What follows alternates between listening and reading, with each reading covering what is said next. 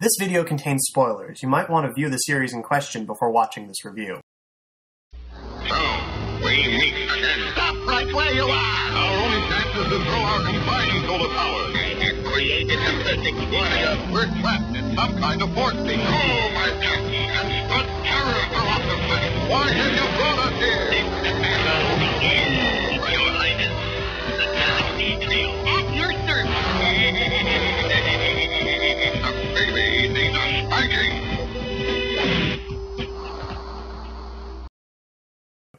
Space Ghost and Dino Boy in the Lost Valley originally aired on September 10, 1966 on CBS. Its air date on Toonami is unknown because it was showcased on Cartoon Roulette, which is something I'll elaborate on in a later video. Before I get to the rest of this review, I have to clarify that I will not be covering Dino Boy in the Lost Valley for the long review. I already said all I wanted to say about that series in my short review, so sorry to those who wanted more info on that show. I also have to address the fact that the structure of the series is very odd. Typically, an episode starts with a 7 to 8 minute Space Ghost episode, followed by a 5 to 6 minute Dino Boy episode, and finishes with another 7 to 8 minute Space Ghost episode. And for those of you who care, I should have a list of episodes I watched up on the screen. Anyway, let's start with the theme song. It's got a mixed sci-fi and haunted feeling to it, which, of course, fits a series called Space Ghost.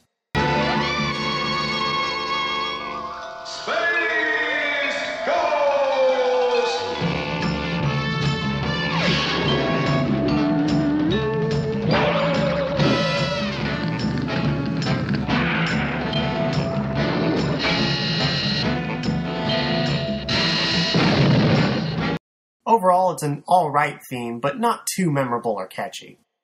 Like a lot of other Hanna-Barbera cartoons, the writing for the show is pretty bare bones. Essentially, the series is about our aforementioned superhero Space Ghost and his sidekick stopping various villain plots to take over the universe, or what have you. Which brings me to the basic storytelling question of why do the characters do what they do, or in other words, what's their motivation? Let's look at Space Ghost first.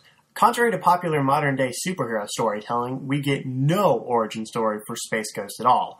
No explanation for his powers, his relationships to other characters, and most damning of all, why he's a superhero. Now, you might say he does it because it's the right thing to do, but I've got two problems with that. The first being that nobody ever says that in the series, and secondly, even if they did, that's still a pretty flimsy explanation. The best superheroes see some wrongdoing in the world, typically something that happened to them as well, and have a desire to fix it.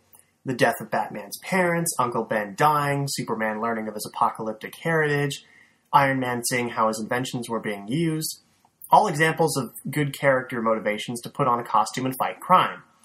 The only good superhero I can think of off the top of my head that doesn't have any real motivation is the Tick, but that's because it's part of the joke.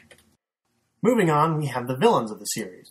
Now, villains potentially have easier to explain origins than heroes because you could just say they want to watch the world burn, or say they're running on some primal instinct, like in the very first episode, The Heat Thing. Jace accidentally invades a monster's territory, and naturally the monster defends itself, and for most of the Monster of the Week episodes, the monsters do just that. However, most of the more traditional supervillains vary. For example, in the episode Glass Tor, we have the villain named, Glass Tor, who kidnaps Jan and Jace to be slave workers in his glass mines. Now, how or why you would mine freaking glass is anybody's guess, but at least it's something. Now let's compare that to the first episode featuring Zorak, arguably Space Ghost's most popular villain. The episode starts with Zorak getting broken out of prison, breaking into Ghost Planet headquarters, and kidnapping Jan and Jace for the purpose of getting revenge on Space Ghost. Which is an okay motivation, but the problem is, one, we never see or hear about the inciting incident that makes Zorak hate Space Ghost, and two, it's the motivation for most of the villains in the series. Metalis, Lokar, Spider-Woman, and more essentially have the same motivation, and it gets repetitive really quick. So now we come to the other mainstays in the series, Jan and Jace. Jace! Wrong Jace. Anywho, Jan, Jace, and Blip as well are Space Ghost's sidekicks that follow him around practically everywhere.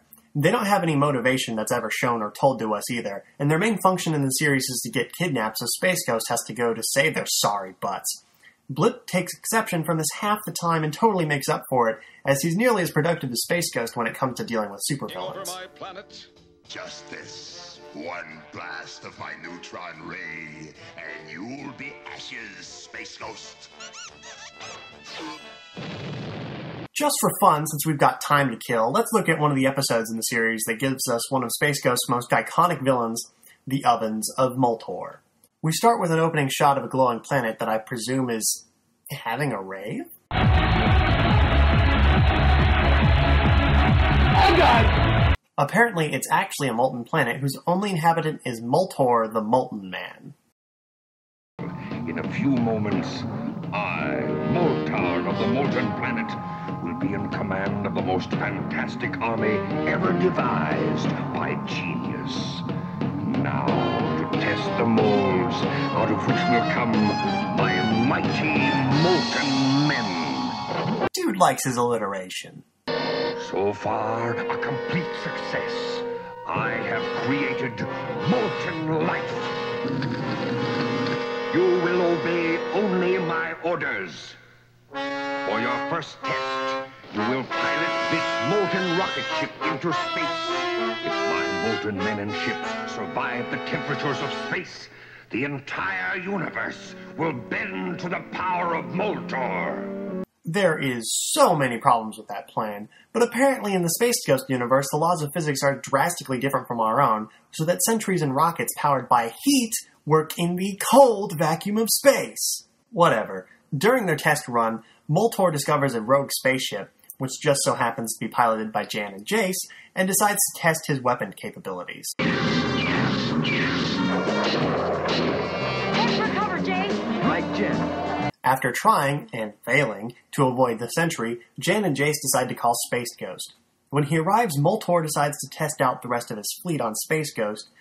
Jan and Jace try to get to the bottom of the attack, but of course get captured in the process.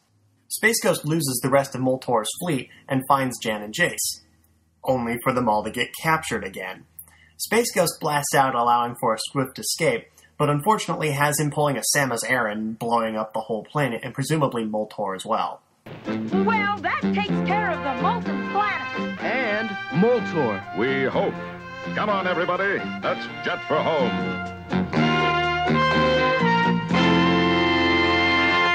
Another thing I noticed with the writing in the series is that sometimes the characters will make gigantic leaps in logic, presumably to move the plot along, since each story is only 7 to 8 minutes long.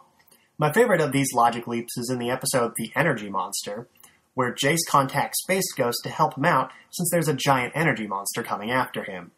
Literally, the only thing he tells Space Ghost about the monster is, well, that it's a monster. And Space Ghost's immediate response is, from your description, it sounds as though it's some weird form of energy. Like he's some clairvoyant Sherlock Holmes with cosmic awareness or something. As I was watching and doing my research for this series, one of the things that frankly shocked me was that the series kind of had a story arc going through it. A very loosely tied arc, but an arc nonetheless. You see, the series initially ended on January 1967 with a total of 18 half-hour shows. But Hanna-Barbera had a slew of new shows that were going to air in the 1967 to 1968 season, and they wanted to start off big to increase viewership. To do that, they ordered 2 new half-hour episodes, or 6 new segments, of Space Ghost that would serve as a finale to Space Ghost and crossover with many of the new action series that were to air. The result of this decision was the 2-parter The Council of Doom, which basically was about Space Ghost's previously established rogues gallery teaming up to get revenge on him.